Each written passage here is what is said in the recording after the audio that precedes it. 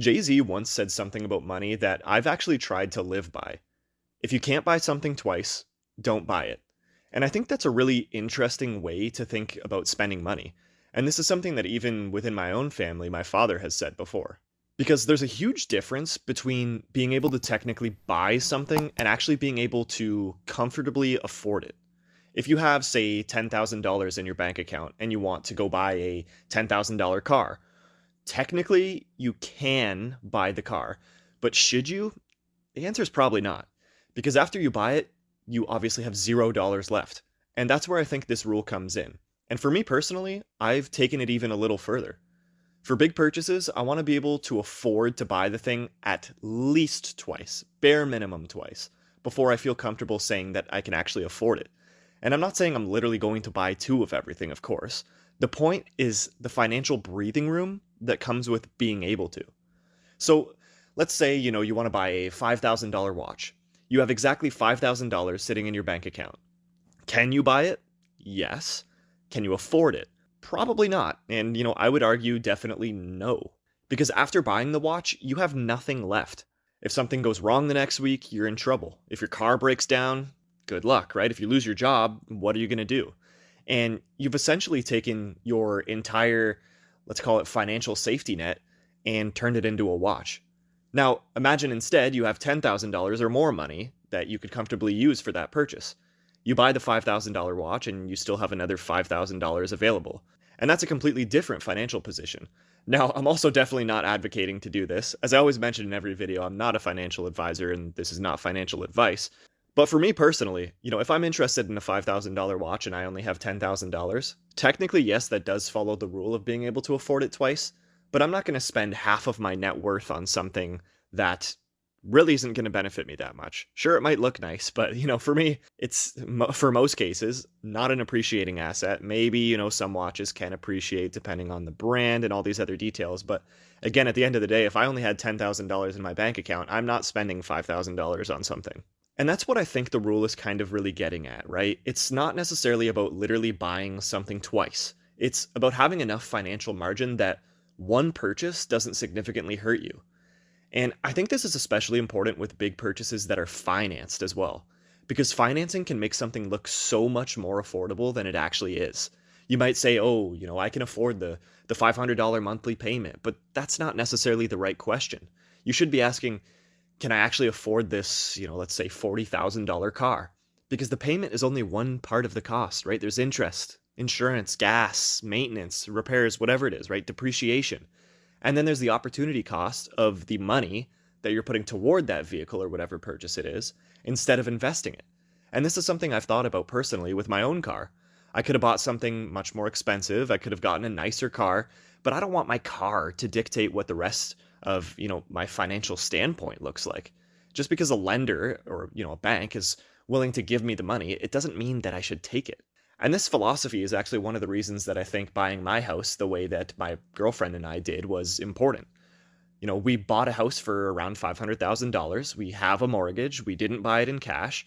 And we were actually approved by the bank for significantly more than that. But we deliberately did not spend the maximum amount that we were approved for. Because, there's a difference between, the bank saying we can afford this and we can comfortably afford this.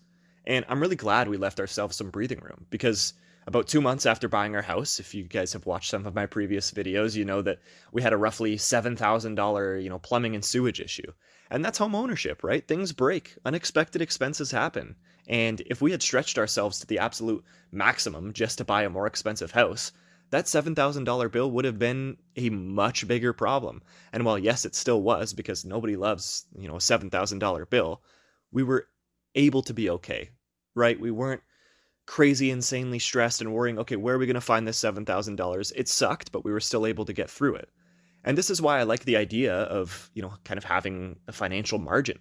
You don't want one unexpected expense to completely derail your finances. Now, I want to clarify something. I'm not saying you need to literally have double the money for every single purchase you make. The main idea for this, or at least how I interpret it, is it's for large discretionary purchases.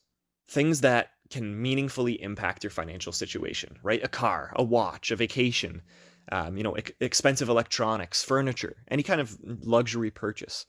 something that's going to take a, significant chunk of your savings.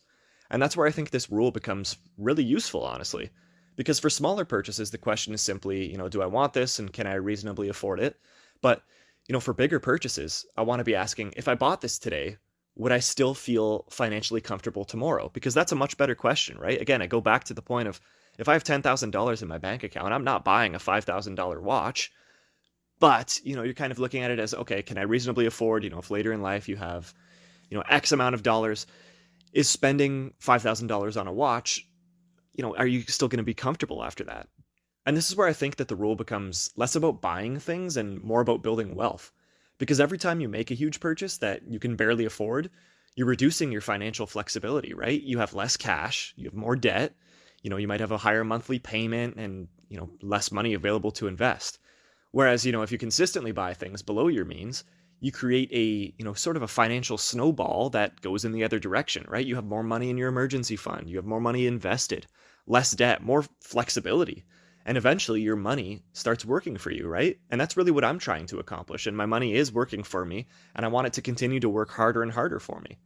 I'm not trying to have the nicest car in the parking lot, although, eventually, as I talk about on this channel, one day I would like to, eventually get a super nice car, a super nice house, but I'm not going to do it, early on at the cost of my financial future.